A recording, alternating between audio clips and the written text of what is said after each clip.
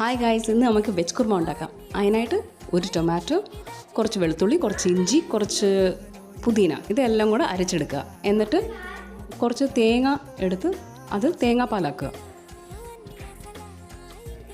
അതും മാറ്റി വെക്കുക. എന്നിട്ട്